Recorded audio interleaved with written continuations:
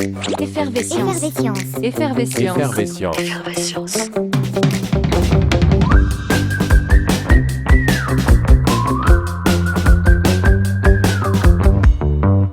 Vous savez que les papillons, c'est quand même très très fragile. Alors, attendez, c'est moi qui vais dire comment est-ce qu'on touche, d'accord? Tu peux faire ça un petit peu avec ton doigt. Voilà, comme ça. Ouais. Tu vois, est-ce que ça... Ouais, regarde tes doigts. Tu as un petit peu de poudre dessus. Il y en a un peu qui est parti. Et ça, en fait, la poudre que tu as sur tes doigts, c'est les écailles. Les papillons, souvent on dit ça vit juste une journée, tout ça. Ça, c'est pas vrai. Il y a des papillons qui vivent plusieurs mois. Et vous voyez un peu comme c'est beau, ça. Ah, comme c'est beau. C'est incroyable, ce bleu. Hein. Bon, bonjour à tous, bienvenue au muséum. Je suis très content d'être là aujourd'hui et de vous parler de mon travail et donc de papillons et d'évolution. Donc, comme Jeanne-Marie disait, c'est les 30 ans de la rénovation de la Grande Galerie de l'Évolution. Il se trouve que la personne qui a été en charge, qui a dirigé d'un point de vue scientifique cette rénovation, c'est Patrick Blandin, qui est un collègue à moi, un ami, et qui est un vieux chercheur maintenant, qui est retraité, et qui est le grand spécialiste mondial de ces papillons bleus que vous voyez, et je vais beaucoup vous en parler pendant ma conférence. Ces papillons, est-ce que vous savez comment ils s'appellent? Je ne demande pas au... Oui? Un morpho, voilà, ça s'appelle des morphos, ces papillons. Moi, c'est mes papillons préférés, donc je vais beaucoup vous en parler. C'est les papillons que j'étudie le plus. Je n'étudie pas que ces papillons-là, mais c'est des papillons qui sont particulièrement intéressants, donc je vais vous en parler. Alors, c'est un double plaisir pour moi de vous parler de ce sujet, parce que les papillons et l'évolution, c'est un peu mes deux passions. Donc il se trouve que j'ai la chance d'étudier l'évolution des papillons et donc de combiner ces deux passions. Donc je suis vraiment très content de faire ce métier. Donc moi j'ai commencé à m'intéresser aux papillons quand j'avais votre âge, quand j'étais petit. Donc je vais vous montrer des petits films. Alors ça c'est des films que j'ai faits récemment en Corse. Il se trouve que je vais en vacances en Corse depuis que je suis petit. Parce que ma grand-mère, elle avait une maison en Corse, et quand je me baladais en Corse, je voyais ce papillon-là.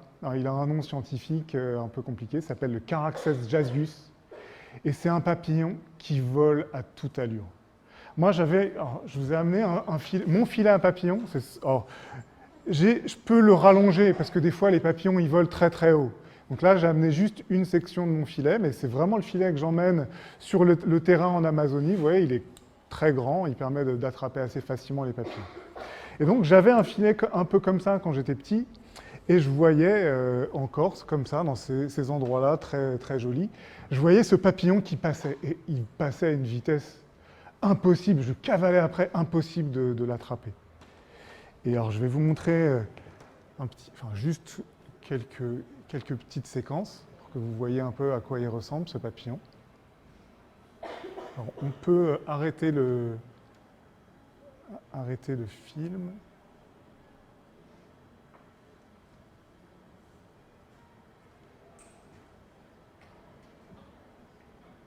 Ah, vous voyez un petit peu là sur cet arrêt.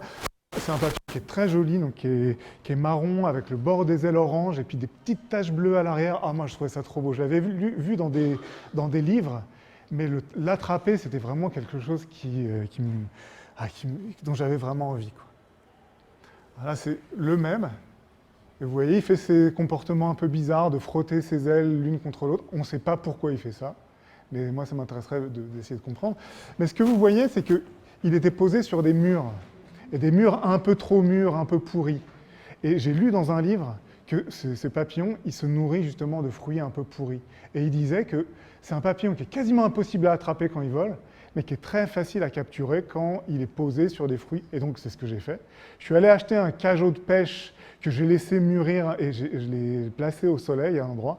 Le lendemain, je suis arrivé et il y en avait 15 posés sur mes pêches.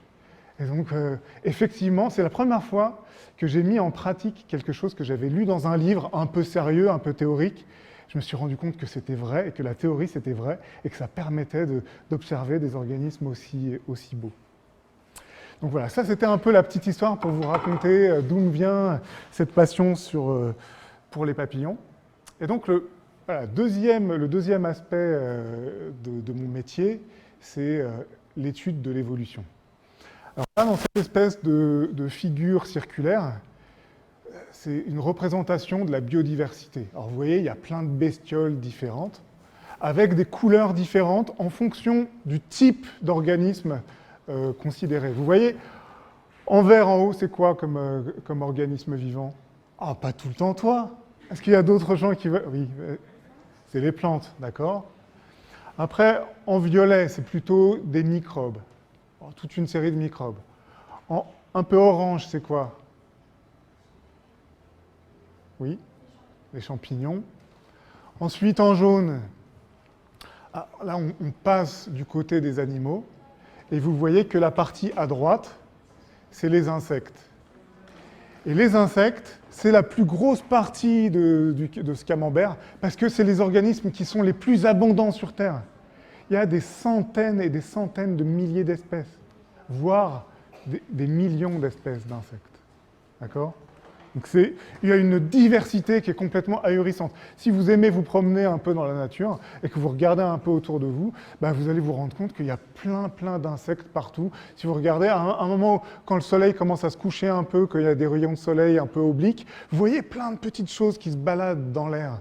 Ça, c'est des insectes. Et il y en a des millions et des millions autour d'eux.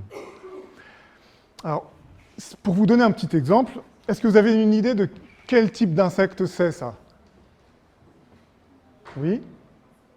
C'est un scarabée, tu as raison. Alors, le nom scientifique, alors vous voyez ici en haut, on appelle ça des coléoptères. Et ça, c'est juste pour vous donner une petite idée de la diversité et du nombre d'espèces incroyables des coléoptères. Les coléoptères, c'est le groupe vivant qui contient le plus d'espèces sur Terre. Et vous voyez qu'il y a des grands, il y a des petits. Alors là, en l'occurrence, les plus petits, je ne les ai même pas représentés. Il y en a des minuscules qu'on voit à peine à l'œil. Ils sont vraiment très diversifiés. Et vous voyez des tailles, des formes extrêmement différentes. Et donc, une des questions, c'est pourquoi est-ce qu'il y en a autant? Pourquoi est-ce qu'il y en a autant de différents? Qu'est-ce qui explique cette diversité? Alors, je vous ai dit, moi, ce qui m'intéresse, c'est plutôt la bestiole qui est en haut à droite. Donc oui, qu'est-ce que c'est, ça? Oh, très bien, très bonne réponse. Tu as bien suivi. Donc ça, c'est un papillon, et moi, c'est ce que je préfère. Et il se trouve que les papillons ne sont pas en reste en termes de nombre d'espèces. Il y a environ 160 000 espèces de papillons. Alors, quand je dis papillons, ici, c'est au sens large, papillons de jour et de nuit. En fait, qu'est-ce que vous pensez? Il y a plus de papillons de jour ou de papillons de nuit? De nuit, voilà, vous avez raison. Il y a au moins 10 fois plus de papillons de nuit que de papillons de jour. Il n'y a que 15 000 espèces de papillons de jour. Mais pourtant, vous allez voir qu'il y a une diversité qui est aussi vraiment impressionnante. Donc ça, c'est une image que j'ai composée avec différentes photos de papillons. Vous voyez qu'il y a une diversité quand même assez incroyable. Alors de taille, vous voyez des petits comme ça. Ça, c'est un papillon qu'il y a d'ailleurs en France. Différents ici qui sont en France, mais d'autres qui viennent, les plus colorés, souvent dans les tropiques, dans les forêts équatoriales, en particulier en Amazonie par exemple. Donc des formes, des tailles, des couleurs très différentes. Et donc les questions auxquelles on essaye de répondre, c'est pourquoi est-ce qu'il y a autant d'espèces différentes et pourquoi est-ce qu'on a cette diversité incroyable de formes, de couleurs? À quoi c'est dû? Est-ce que vous avez une idée de pourquoi est-ce qu'on a ça? C'est un mystère, hein. Ça fait très longtemps que les gens se posent la question. Et l'environnement, on va voir. Et il y a un autre mot qui est plus près de la réponse. Et ce mot, c'est l'évolution. En un seul mot, c'est la réponse à cette question. C'est à cause de l'évolution qu'il y a toute cette diversité. Alors on va voir qu'est-ce que ça veut dire précisément cette réponse d'évolution. Alors une première question qu'on peut se poser, c'est quand vous regardez tous ces papillons, même si vous voyez qu'ils sont tous très différents les uns des autres, des petits, des gros, des ailes allongées ou plus arrondies, vous reconnaissez du premier coup d'œil que c'est tous des papillons. Et pourquoi?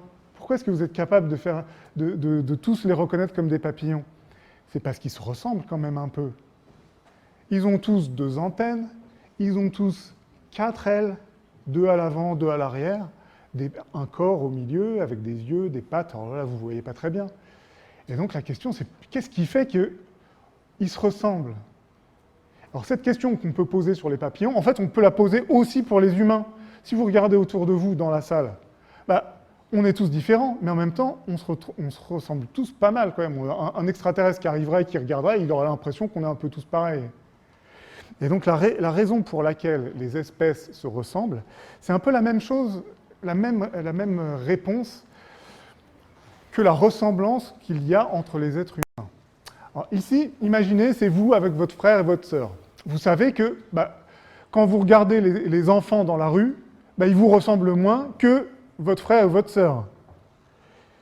Donc ça, c'est dans une classe, par exemple, si vous êtes dans la même classe que votre frère ou votre sœur, vous avez tendance à vous ressembler un peu plus qu'avec les autres enfants de la classe. Ça, imaginez que c'est votre cousin et votre cousine.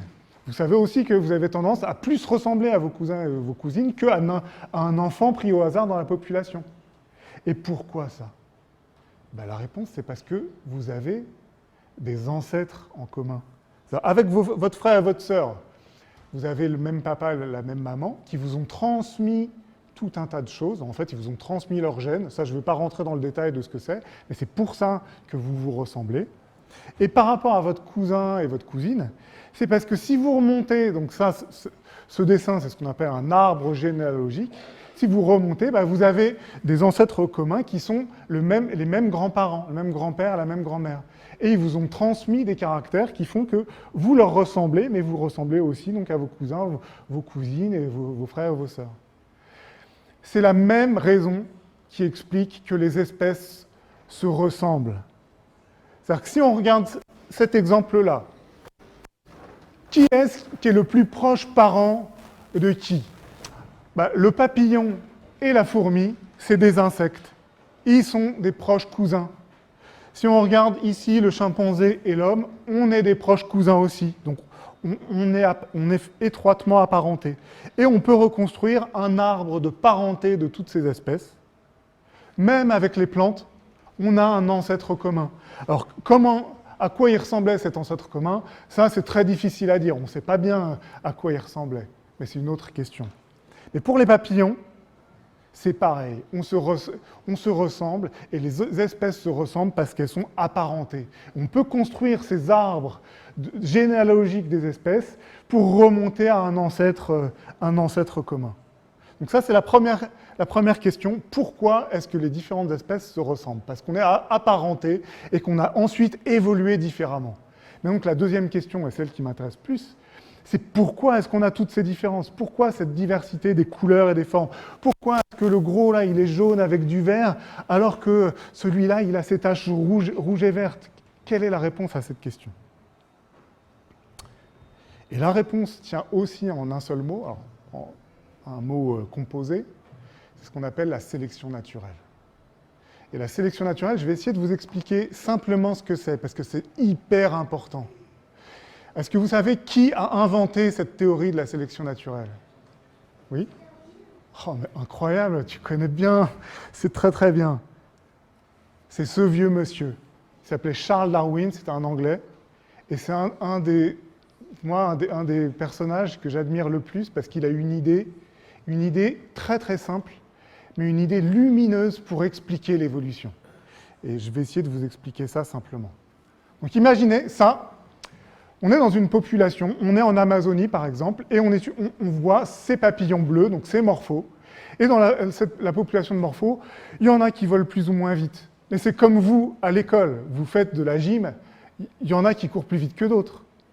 Alors, ils courent plus vite que d'autres peut-être parce qu'il y en a qui ont des grandes jambes, d'autres des petites jambes, qui ont plus de muscles, ou bien certains qui s'entraînent plus. Il y a des différences qui sont de différentes natures, on s'en fiche. Donc là, en bleu, entouré de bleu, c'est ceux qui volent pas vite, c'est les lents. En vert, c'est ceux qui volent moyennement vite. Et un peu orange, c'est les rapides. Ça, c'est le point de départ. Dans la jungle, la vie n'est pas un long fleuve tranquille pour les papillons, parce qu'il y a plein de bestioles qui essayent de les manger tout le temps. Et en particulier, il y a ces oiseaux. Alors celui-là, c'est un oiseau qui s'appelle le jacamar, qui est hyper fort pour attraper les insectes en plein vol. Hyper balèze. Et donc, cet oiseau, il vole vite. et ils volent plus vite que la plupart des morphos. Mais lesquels il va attraper en premier? Les rapides ou les lents? Bien sûr, les lents. Donc qu'est-ce qui va se passer? Les lents et les moyens, ils vont mourir. Et qu'est-ce qui reste dans la population? Les rapides et puis certains des moyens qui ont réussi à s'en tirer. D'accord? Et ça se passe tout le temps, tout le temps, tout le temps. Alors, qu'est-ce qu'ils font les papillons à part essayer d'échapper aux prédateurs? Ils font aussi, il y a des mâles et des femelles et qui s'accouplent et ensuite ils font des bébés. Comme je vous ai dit, vous ressemblez à vos parents parce qu'ils vous transmettent leurs gènes et ils vous transmettent par exemple la forme du nez, des fois la forme des oreilles, on n'est pas très content, mais ce genre de choses. Les papillons, c'est pareil. Et les papillons qui vont vite, ils vont transmettre à leurs petits, à leurs descendants, ces capacités de voler vite. Et donc, au fur et à mesure des générations, au départ, la population, elle est comme ça, il y a beaucoup de lents, un peu de moyens, quelques rapides, mais sous l'effet de la prédation, c'est-à-dire de se faire chasser par des oiseaux rapides, là, il y a de plus en plus de rapides et de moyens, et encore, à l'arrivée, il n'y a plus que des rapides qui restent. Et ça se passe tous les jours, de toute l'année, pendant des décennies, pendant des siècles, pendant des milliers d'années, pendant des millions d'années. Et ça fait qu'au départ, vous avez l'ancêtre des papillons qui ne volaient pas très très vite, et les descendants des papillons, après des millions d'années d'évolution, qui volent hyper hyper vite. D'accord? Et ça, c'est vraiment le moteur fondamental de ce qu'on appelle l'adaptation. Et là, l'exemple que je vous ai donné, c'est sur la vitesse de vol. Mais ça marche pour n'importe quoi. Et en particulier pour la couleur des papillons, c'est quelque chose qui agit vraiment tout le temps. Alors moi, j'étudie ça sur ces papillons-là. Ça, c'est une planche que j'ai faite, c'est que des morphos. Et vous voyez en fait que tous les morphos, ils ne sont pas bleus.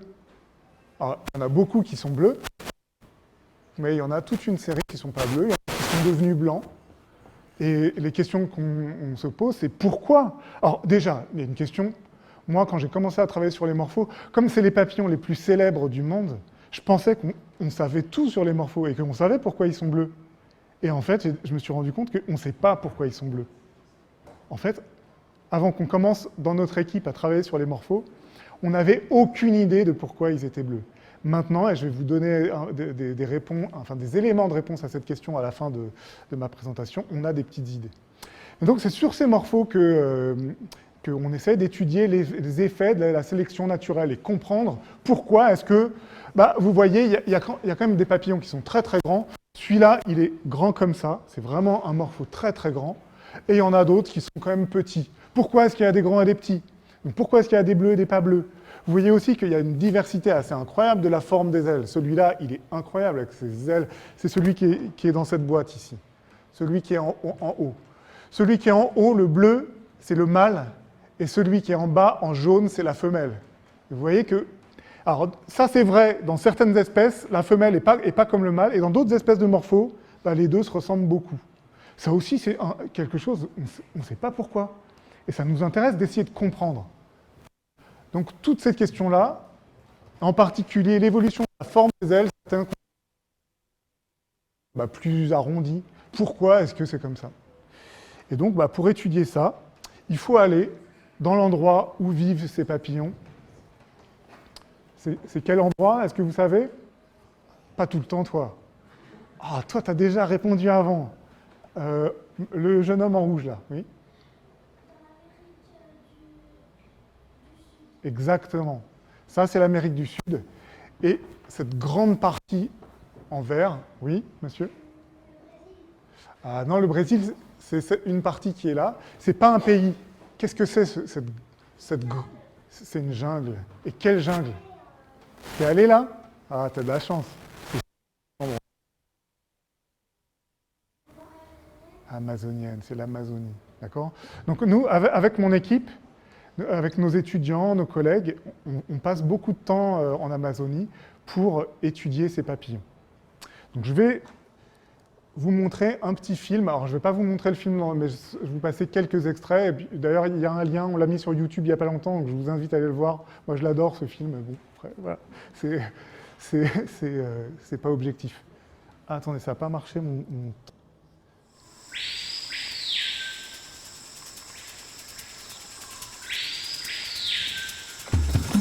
Vincent, il arrive à toi, Marco! Il est là, franchement!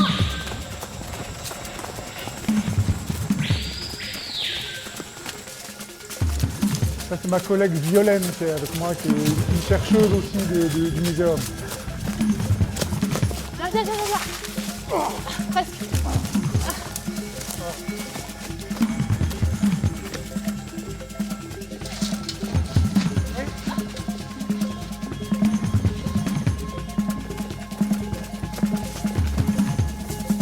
Attends, derrière toi. C'est pas très haut.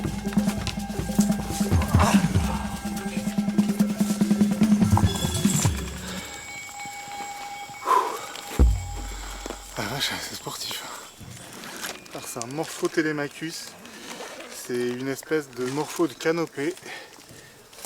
Alors celui-là, il est tout abîmé. Il a dû se faire attaquer.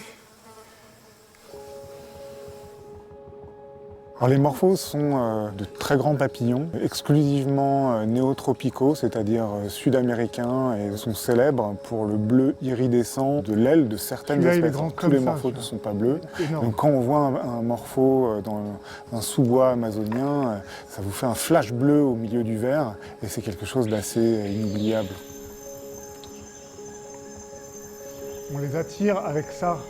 Avec un leurre bleu. Ici, on est sur un petit chemin qui se situe sur la montagne de Caux, en Guyane française. Le long de ce chemin et aussi de la rivière qui passe en contrebas, on peut observer les 9 espèces de morphos présents en Guyane. Une des questions centrales de nos recherches dans l'équipe, c'est de comprendre les mécanismes qui sont à l'origine de la diversification des espèces du genre morpho.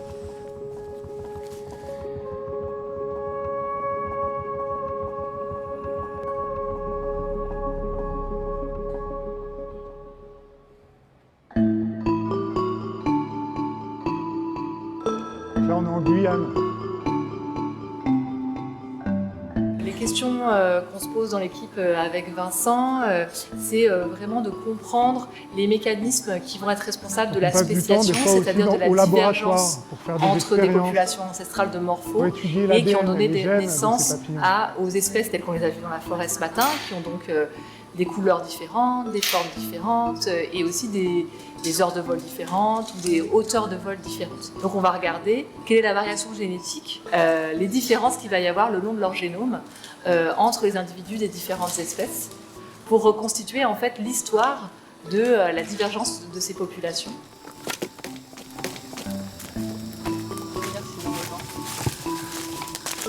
On attrape vraiment les morphos avec des leurres, donc comme celui-là, un leurre bleu qui attire plutôt les espèces bleues. En fait, le truc le plus efficace, c'est ça. On est allé à la foire fouille avec mes étudiants, on a acheté tous les trucs bleus qu'on pouvait, on a fait des essais, et en fait, les morphos, au début, moi j'avais fait ça, j'avais acheté une raquette de ping-pong, je l'avais découpée en forme de morpho à la scie sauteuse, ensuite j'avais collé des trucs, ça m'avait pris vraiment du temps de faire ça, en me disant les morphos, ils vont préférer quand c'est une forme de papillon. Ça, quand vous faites ça dans la forêt, les morphos, ils ne peuvent pas résister, ils viennent de super loin, directement sur le leurre. Donc en fait, la forme que j'avais faite, c'est pas tellement utile. Comment ? Alors en fait, vous avez vu sur la diapo que tous les morphos ne sont pas bleus de la même couleur, et il y en a certains qui sont bleu pâle. Et effectivement, on a fait des expériences avec d'autres... si vous faites... avec ça attire plutôt les morphos de canopée qui ne sont pas bleus, mais pour les morphos bleus, ils sont vraiment attirés par le bleu. Pas forcément tous par les mêmes teintes de bleu. Il y a une espèce que je vous montrerai tout à l'heure qui est... c'est ma préférée, moi. C'est celle-là. Vous voyez que c'est un bleu pâle. Et en fait, c'est une espèce de morpho. Alors, un truc qu'on a découvert, qui était connu parce que les morphos sont collectionnés, chassés pour être vendus depuis très très longtemps. Donc il y a beaucoup de chasseurs qui sont des commerçants qui les vendent, qui connaissent pas mal les comportements parce que c'est utile pour pouvoir les attraper. Et ils savent que les morphos, les différentes espèces de morphos, elles ne volent pas toutes aux mêmes heures. Nous, on a étudié ça vraiment en détail et c'est très très intéressant pour nous. Mais ce que je voulais vous dire, c'est que cette espèce-là, elle est complètement unique. Elle ne vole que le matin, entre 6h du matin et 6h20, 25. Maximum 25. Si vous arrivez à 6h30, vous n'en trouvez pas. Et donc, quand on est... Alors, je vais vous montrer une petite séquence dans le film où le caméraman, il est venu avec nous, il nous a filmé un matin quand on s'est levé à 5h pour aller les chasser. Il a réussi à nous filmer à un moment où on arrive à les attraper, parce qu'en fait, quand on se lève à 5h du matin sous les tropiques, il fait nuit noire. On ne voit rien. Et donc, on y va avec notre lampe frontale, avec nos bottes, nos filets. Ça fait un peu peur, d'ailleurs, la jungle, la nuit. Et quand ça commence à devenir un peu gris, que le soleil commence juste à se lever, eh ben, on voit des flashs bleu clair de temps en temps, et on sait que c'est un morpho. Et je vous dis, dès que le soleil est vraiment levé, on ne sait pas ce qu'il fait, on ne sait pas où est-ce qu'ils vont, qu'est-ce qu'ils font du reste de cette journée. Personne ne les voit jamais voler, donc on pense qu'ils sont planqués. Ou bien qu'ils vont à un endroit où il n'y a pas d'humains. Peut-être tout en haut des arbres. Ça, c'est possible. Mais ça, c'est un mystère. Ça, c'est un morpho qui s'appelle Morpho Eugenia, moi, que je trouve assez incroyable. Et de l'autre côté, à l'heure orange et noire, et qui attire plutôt des espèces de planeurs de canopée. Donc on va passer la journée à les attraper. Alors on peut avoir deux types d'objectifs. Si c'est par exemple, on a besoin d'accéder au matériel génétique, c'est des individus qu'on va collecter, qu'on va garder en enveloppe. Si par exemple l'idée c'est d'estimer les abondances de population, on va par exemple simplement marquer les individus au marqueur noir, noter quelle espèce on a attrapé, à quelle heure, quel jour, dans quelles conditions lumineuses, et ensuite on va les relâcher. Et en faisant ça plusieurs jours de suite, on va de temps en temps retrouver des individus qu'on aura marqués quelques jours précédents. Et ça nous permet de savoir dans quelle mesure c'est des individus nouveaux qu'on attrape ou des individus qui étaient déjà là quelques jours avant. Donc ça nous donne plein d'informations en fait, ça, sur la survie, sur aussi l'espace, le territoire de vie d'un individu. Et puis on peut, à partir de ça, si on reste suffisamment longtemps et qu'on fait suffisamment d'efforts d'échantillonnage, estimer l'abondance locale d'une espèce, par exemple. Alors, la recherche sur le terrain en biologie de l'évolution est, à mon sens, extrêmement importante pour différentes raisons. Alors, d'une part, c'est indispensable pour collecter les spécimens dont on a besoin pour travailler. Mais ça nous donne également tout un tas d'éléments concrets sur l'écologie des espèces qu'on étudie. Et ça, c'est indispensable pour arriver à comprendre les pressions de sélection qui sont susceptibles de jouer et d'affecter l'évolution des traits qu'on étudie. Donc, typiquement, la forme des ailes, c'est associé à la hauteur de vol. Et cette hauteur de vol, elle implique différents changements de paramètres, les courants d'air, le milieu ouvert. Ce sont ces conditions qu'on ne peut vraiment appréhender qu'en étant sur le terrain, en observant pendant des heures, des jours, les organismes vivre dans leur milieu naturel, qu'on peut formuler des hypothèses de sélection pertinentes.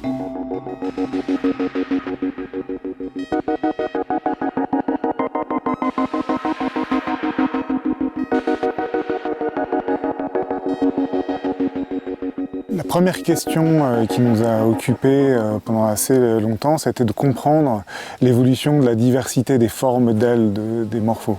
Ça, c'est quelque chose qu'on a quantifié, qu'on a très bien mis en évidence à partir des spécimens de collection. Donc une très grande diversité des espèces qui présentent des formes d'ailes triangulaires, allongées, d'autres au contraire beaucoup plus arrondies. Dans les collections de papillons du muséum, on observe des variations de la forme et de la couleur des ailes.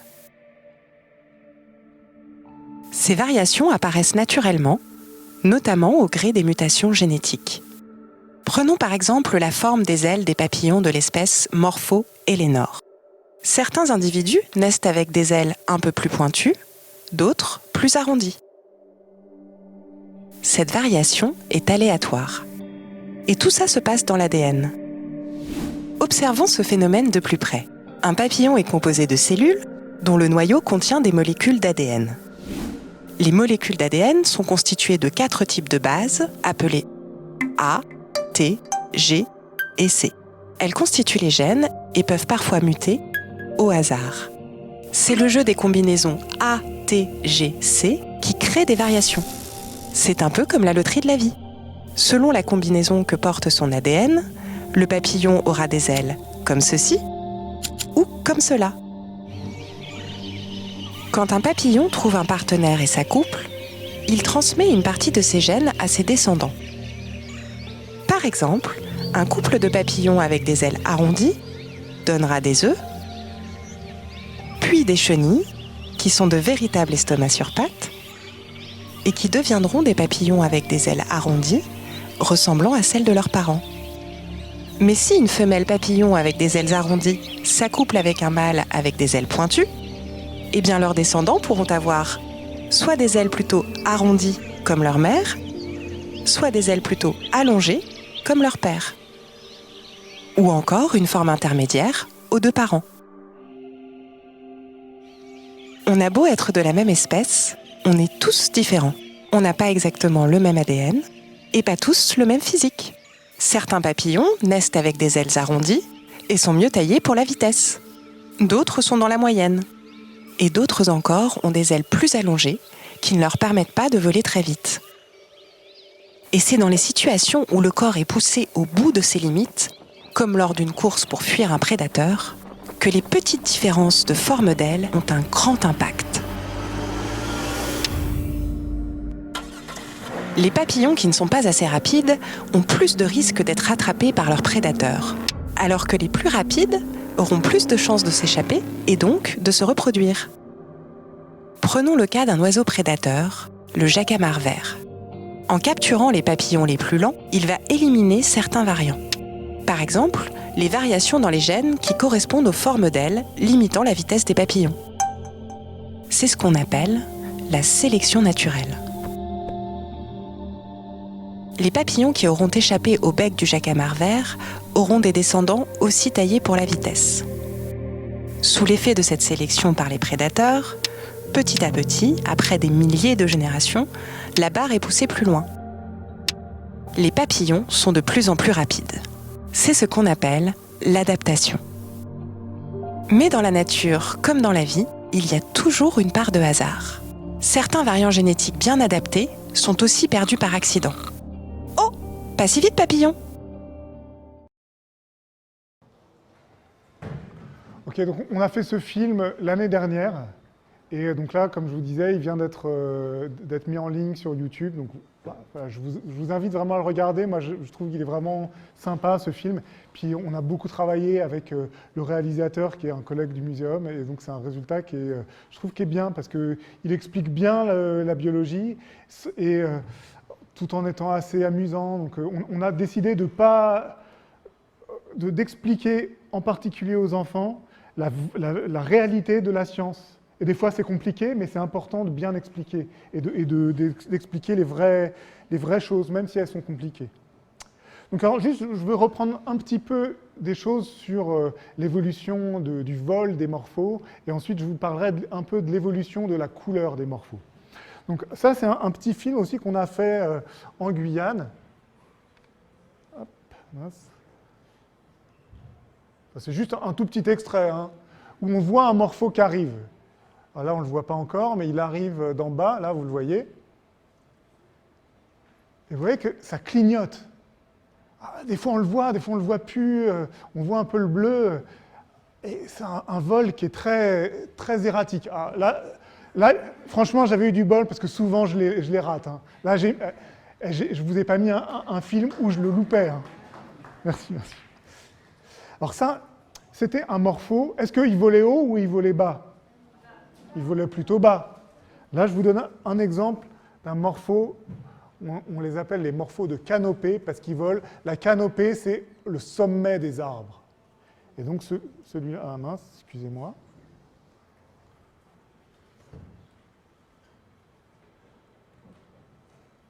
Voilà, celui-là, il vole très haut, très très haut. Et vous voyez, est-ce qu'il vole de la même façon que l'autre? C'est pas tellement pareil, hein. Vous voyez que qu'est-ce qu'il fait là? Il plane. Alors ça, c'est un truc qui est remarquable chez les insectes. Il y a très peu d'insectes qui sont capables de planer. Les seuls insectes qui arrivent, c'est les libellules et les papillons. Et parmi les papillons, les morphos de canopée, ils sont capables de planer pendant hyper longtemps. Et donc, ils ont c'est un comportement qui est très, très particulier. Et on pense que le fait de voler, d'être monté dans la canopée, ça fait qu'il y a des courants d'air qu'il n'y a pas dans les sous-bois. Alors que dans les sous-bois, en Amazonie, c'est hyper touffu. Donc en fait, pour un grand papillon, pour voler dans les fourrés, il faut au contraire avoir un vol très très manœuvrable. Alors que quand on est en haut, à la cime des arbres, on peut planer tranquillement comme ça, sans effort. Donc ça, c'est encore juste une petite vidéo d'un morpho de sous-bois. Et là, vous voyez bien comme il clignote aussi un peu. Parce que tantôt, on voit le bleu du dos et tantôt, on voit le marron du ventre. Là, je vous ai amené des morphos. Je pourrais vous les passer, mais ça, c'est un morpho du côté du dos, sur la face dorsale des ailes. Et ça, c'est le même de l'autre côté. Et vous voyez que sur le ventre, ils sont marrons. Alors, quand il est posé, il replie ses ailes. S'il est posé dans un buisson ou bien même sur le sol, cette partie-là, ça le camoufle pas mal. Alors que cette partie-là, s'il la montre, ça va se voir vachement bien. Mais vous voyez que dans ce film-là, quand le papillon il vole en battant des ailes, d'un côté on voit le bleu, d'un côté on voit le marron. Et donc ça fait que ça clignote. Et on pense que ça les rend difficiles à capturer par les prédateurs. Je vous montrerai un petit peu plus précisément par la suite. Alors du coup, ce qu'on a fait, nous, sur le terrain, avec un étudiant, c'est l'étudiant que vous voyez là, tout au bout, là, on a construit une grande cage. Ça, c'était au Pérou. Au Pérou, c'est l'endroit du monde où il y a le plus de morphos. Donc on est allé les étudier là-bas. Et ce qui nous intéressait, c'était de comprendre pourquoi il y en a qui ont des formes allongées et d'autres plus arrondies. Et on se disait, est-ce que c'est lié au fait qu'il y en a qui volent haut et bas, et est-ce qu'ils volent différemment? Donc on a construit cette cage de vol. Alors c'était pas facile à construire, hein. On a fait ça juste tous les deux, Camille et moi. Donc on a construit cette grande cage de vol et sur laquelle on a placé des caméras. Là, j'ai pas de bâton pour vous montrer. Je prends mon filet. Voilà. En fait, on a mis une caméra tout en haut de la cage, une autre ici, et une autre encore ici. Donc en fait, Camille, là, il rentre dans la cage, il prend un morpho et il le relâche. Quand le morpho, il s'envole, donc là, je vous montre ce que ça fait. Est-ce que ça marche? Voilà. Voilà, en vitesse réelle, vous voyez, il passe dans la cage, et ensuite on le voit un peu au ralenti, slow motion. Et donc ça nous permet de l'avoir avec 3 caméras en même temps. On peut reconstituer la trajectoire en 3 dimensions et on peut étudier de façon hyper précise la façon dont il vole. Et donc on peut comparer les morphos de canopée, les morphos de sous-bois et regarder si, en fonction de la forme des ailes, ils volent différemment. Et donc ça, on l'a bien décortiqué. On l'a étudié aussi avec des physiciens qui sont super forts pour étudier les avions et la façon dont ils volent. On les a fait travailler un peu sur nos papillons et donc ils nous ont aidés à comprendre les choses. On a fait d'autres films encore. Ça, c'était un film qu'on avait fait au muséum avec des morphos qu'on avait élevés.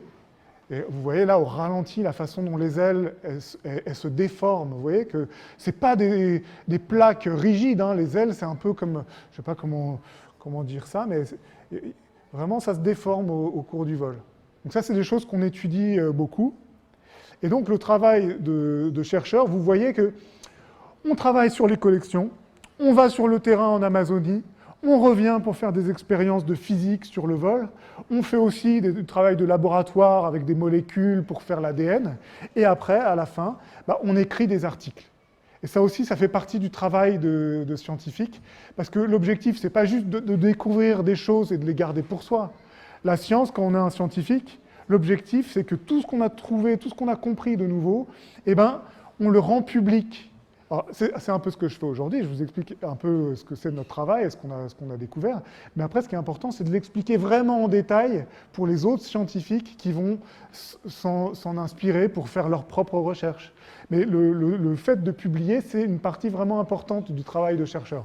Ça, c'est important que je vous le dise parce que voilà, c'est vraiment un aspect de notre travail. Alors, je vais vous dire encore quelques mots, cette fois, sur ce qui fait que les morphos sont célèbres. Les morphos, ils sont célèbres parce qu'ils sont bleus. Vous avez vu ce bleu qui est incroyable. Alors, vous le voyez bien ici. Mais vous voyez, je vais passer un peu, vous montrer, mais vous voyez que le bleu, il n'est pas le même quand on fait bouger le papillon. Ça a un nom, ça s'appelle l'iridescence. C'est quand la couleur, elle change avec l'angle soit sous lesquels on les éclaire, si on a un petit spot et qu'on change l'angle du spot, ça va changer la couleur, soit l'angle sous lequel on les regarde. Et c'est ça qui leur donne cette apparence un peu métallique et assez incroyable. Ça, c'est assez unique chez les papillons. Je vais faire le tour. Et du coup, on se demande pourquoi est-ce qu'ils ont ces couleurs incroyables. Vous voyez que c'est vraiment, vraiment très différent en fonction de la position. D'accord ? Et donc, la question, pourquoi est-ce que les morphos sont bleus, c'est vraiment quelque chose qui nous a occupé beaucoup, qui nous occupe toujours beaucoup. Et en fait, il y a deux types de réponses à cette question. Il y a une réponse qui va expliquer qu'est-ce qui fait que les morphos sont bleus, qu'est-ce qu'il y a sur leurs ailes qui les rend si bleus. Et il se trouve que le bleu dans la nature, alors là, il y en a beaucoup. Moi, j'ai mon t-shirt bleu, j'aime bien le bleu, j'aime bien les morphos, j'aime bien le bleu. Et il y a beaucoup de gens qui ont des habits bleus. Comment est-ce qu'on rend un habit bleu ? Eh ben, on les trempe dans une sorte de peinture. C'est des pigments, c'est des molécules chimiques qui donnent cette couleur. Chez les morphos, il n'y a pas de molécules chimiques qui donnent la couleur bleue. Si vous prenez une aile de morpho et que vous la réduisez en poudre, que vous cassez les ailes vraiment et que vous réduisez en micro-poudre, la micro-poudre, elle ne sera pas bleue. Parce que ce qui rend les morphos bleus, c'est une sorte de mini-miroir sur leurs ailes. Des mini-miroirs qui interagissent avec la lumière et qui reflètent une lumière que dans le bleu. Alors ça, j'ai une petite animation pour vous montrer. Donc, voilà. On va faire un petit zoom sur cette espèce-là. C'est celle que je vous ai montrée ici. Oui ? Oui. C'est les mêmes. L'iridescence, il y a beaucoup d'organismes qui ont du bleu, alors que je vous disais qu'il n'y en a pas beaucoup. C'est faux. Il y a très très peu d'organismes qui ont des couleurs bleues qui sont de type pigmentaire, parce qu'ils ont des molécules chimiques qui donnent cette couleur. La plupart des animaux bleus, et il y a pas mal d'oiseaux qui ont des couleurs bleues, souvent c'est des bleus qui brillent, un peu comme les morphos. Ils ont des structures qui ressemblent un peu à ce qu'on a chez les morphos. Donc alors, là, si on prend le morpho réténor et qu'on zoome, donc ça c'est une photo prise dans les collections, alors vous voyez déjà que c'est pas tout plat. C'est un peu comme une toile de tente qui serait plus ou moins bien tendue. Vous voyez que c'est un petit peu ondulé, c'est une surface qui est plus compliquée que ce dont on a l'impression quand on regarde de loin. Je ne sais pas si vous voyez bien, mais on voit aussi qu'il y a des espèces de petits granules ou des petites taches sur cette aile. Donc, on va prendre cette partie-là et on va zoomer. Quand on zoome, on se rend compte qu'effectivement, ces petites granules qu'il y avait, ce n'est pas comme des granules, c'est des espèces de petites plaques qui se chevauchent. À quoi ça vous fait penser, ça ? Oui ? C'est des écailles, toi, tu as déjà la réponse. Mais à quoi ça te fait penser quand tu vois ça ? Oui ? Exactement, ça fait penser, enfin moi en tout cas ça me fait penser à ça aussi. Ça ressemble un peu aux tuiles d'un toit qui se chevauchent.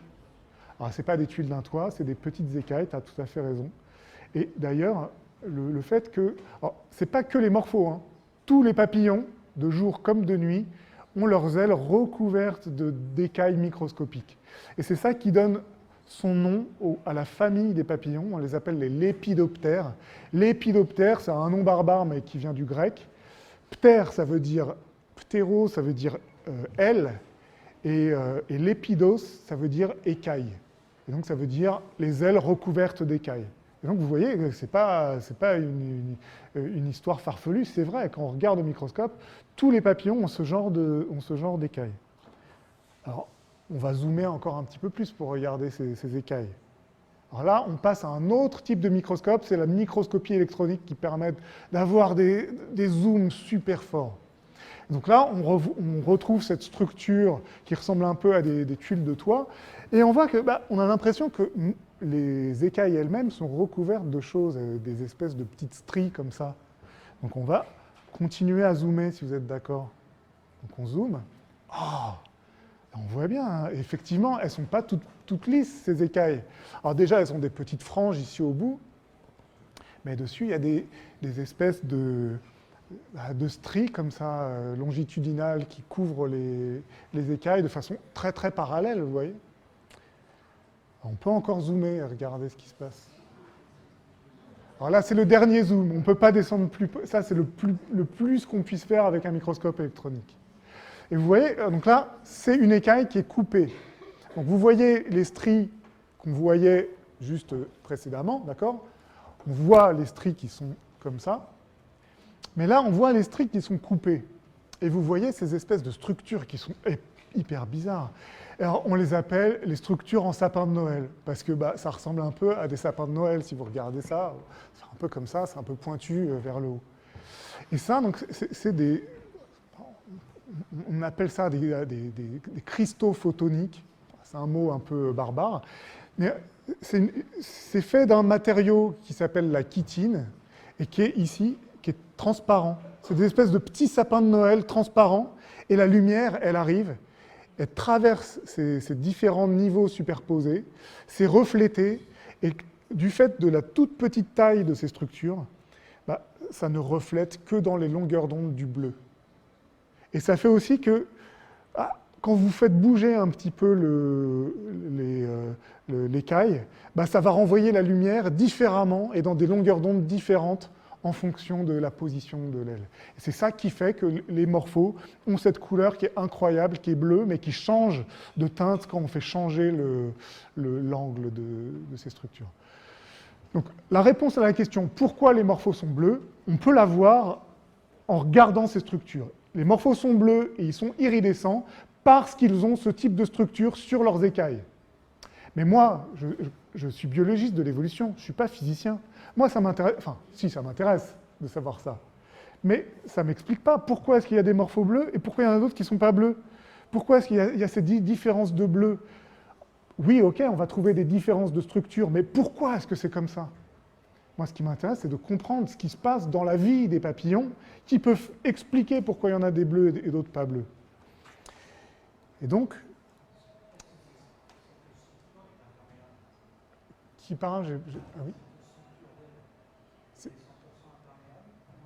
Alors, elle est très très imperméable, oui, c'est lié, c'est des structures qui sont hydrophobes. Si on prend une aile de morpho et qu'on met une goutte d'eau dessus, elle ne s'étale quasiment pas, elle reste quasiment sphérique. Donc, ça, c'est peut-être un des éléments possibles. Mais ce qu'on pense, c'est que si vous regardez les morphos sur le dos, ils sont comme ça, ils sont bleus. Vous prenez la même... Attendez juste une seconde. Vous prenez les mêmes papillons et vous les retournez, ils sont tous comme ça, ils sont tous marrons et un peu camouflés. Et comme je vous disais tout à l'heure, je vais vous en montrer d'autres des morphos. Vous pourrez voir, vous pourrez même toucher un spécimen pour voir ce que ça fait, les écailles. Mais dans la nature, quand vous voyez un morpho passer, ça fait un truc comme ça. Ça clignote. Ça clignote et le truc, c'est que non seulement ça clignote, mais les morphos, c'est des papillons qui volent hyper vite et qui ont des trajectoires, en particulier, quand vous avez mis un coup de filet, je vous ai montré un exemple tout à l'heure où je réussissais, mais la plupart du temps, je loupe. Je loupe parce que les morphos, ils ne se laissent pas capturer. Alors ça, c'est normal, comme tous les autres papillons, ils essayent de se sauver. Mais les morphos, quand ils essayent de se sauver, je peux vous dire que c'est vraiment difficile à attraper. Et c'est d'autant plus difficile à capturer qu'ils clignotent. Et donc, à un moment, vous le voyez, vous dites « Ah, il est là !» Et puis, d'un seul coup, il n'est plus là parce qu'il a fermé ses ailes et c'est le côté marron. Et vos yeux sont en train de chercher quelque chose de bleu, or que le bleu, il n'existe plus, il est caché.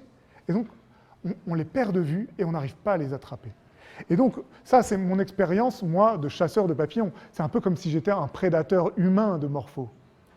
Et leurs vrais prédateurs, c'est plutôt les oiseaux, les jacamars. Et donc, on pense que les oiseaux, ils font l'expérience que les morphos, ils sont difficiles à attraper.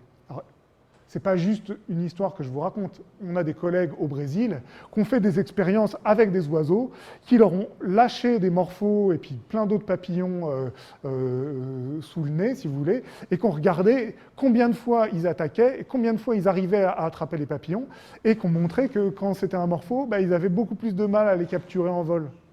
Et donc on pense que ce bleu, il a évolué en même temps que le marron de la face ventrale, et en même temps que ce vol hyper rapide et très sinueux et très difficile à repérer.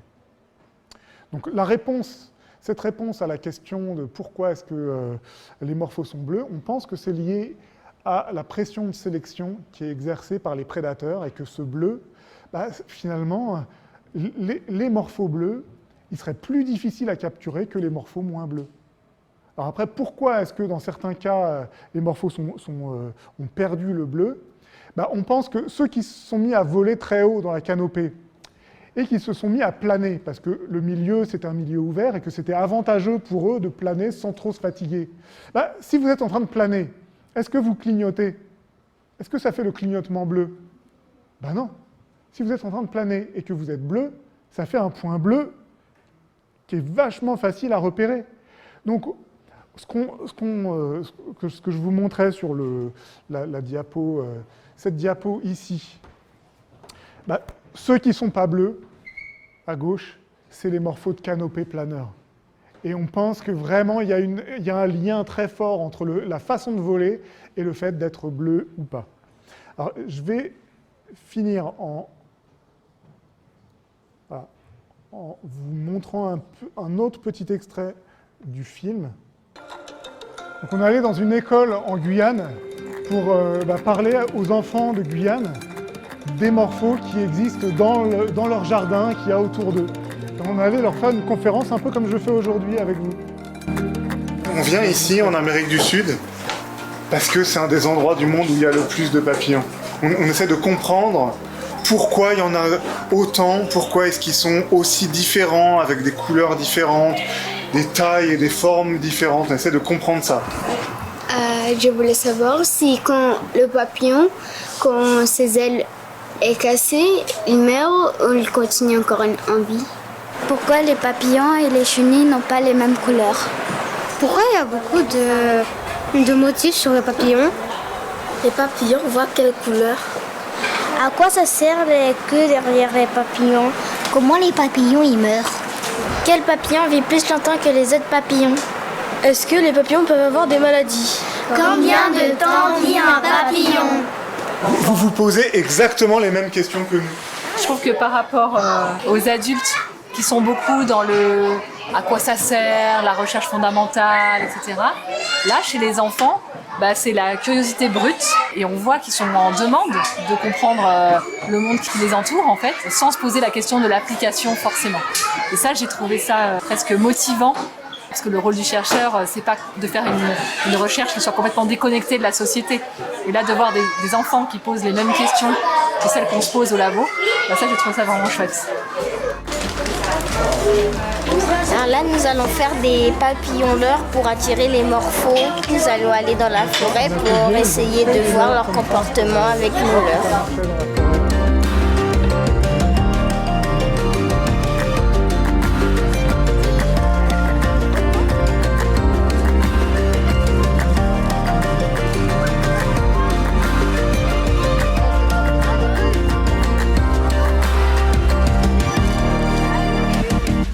C'est très important justement que quelque part les scientifiques, des personnes qui travaillent dans des dans des endroits aussi importants, viennent à la rencontre des enfants et notamment ici dans cette partie du monde si éloignée de la métropole. Et ça permet de les sensibiliser en les impliquant dans des activités concrètes, donc comme aujourd'hui, par exemple en allant sur le terrain, en les mettant vraiment au contact de la nature pour vraiment les sensibiliser à la protection de l'environnement. Ils sont très curieux, ils posent énormément de questions et je pense que parmi ces élèves-là, il y a certainement de futurs chercheurs, futurs scientifiques. Alors vous voyez ce que je vous disais, l'iridescence, quand je le bouge, il change de couleur. Je le lâche? Ouais. Oh, c'est beau! Il y a plein de choses à apprendre sur les papillons qu'on ne sait pas forcément sur les papillons, comme par exemple le morpho, on ne savait pas que ses écailles étaient transparentes et c'était le soleil qui donnait le reflet bleu. Oh, il est haut, hein, celui-là. La canopée! Vous le voyez là-haut? Ah oui! Ça, c'est le morpho de canopée. Ouais, il est vraiment beau et les ailes, ils sont encore plus gros. Regarde le leur. Ça se ressemble. Ah, le tien aussi, il est bien. Hein. Et vous avez vu comment il volait? Oui. Est-ce qu'il battait beaucoup des ailes ou est-ce qu'il planait? Il plane. Celui-là, c'est celui qui plane le mieux. Il plane. On l'a bien vu, hein.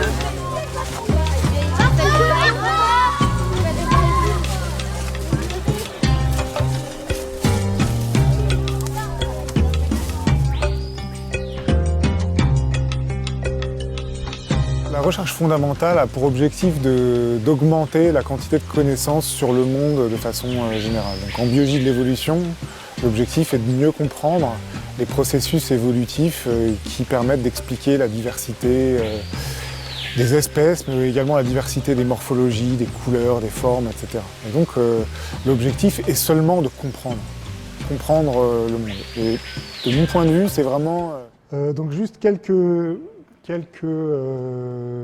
possibilités, si vous voulez donc en savoir plus, sur les papillons en général et sur l'évolution. Donc quelques liens. Je ne sais pas si vous connaissez le podcast Bestioles, c'est assez intéressant, il y a des choses qui sont vraiment bien faites. Le deuxième, ça c'est un article grand public qu'on a écrit avec deux de mes collègues, Marianne Elias et Violaine, que vous voyez dans le film. Donc sur pourquoi est-ce que les papillons sont très colorés. Alors là, j'ai abordé seulement cette question, mais il y a plein de choses, il y a plein de recherches qui se font sur les papillons, sur l'évolution des papillons. Donc on a abordé ça de façon assez didactique dans cet article, si ça vous intéresse. Après, il y a deux publications que je ne connais pas très bien. Et ça, donc, c'est le film dont je vous ai montré quelques extraits qui est sur YouTube et voilà, que je vous encourage à aller voir. Et donc, je suis évidemment disponible si vous avez des questions, s'il y a des choses que vous voulez, que vous n'avez pas comprises, tout ça. Voilà.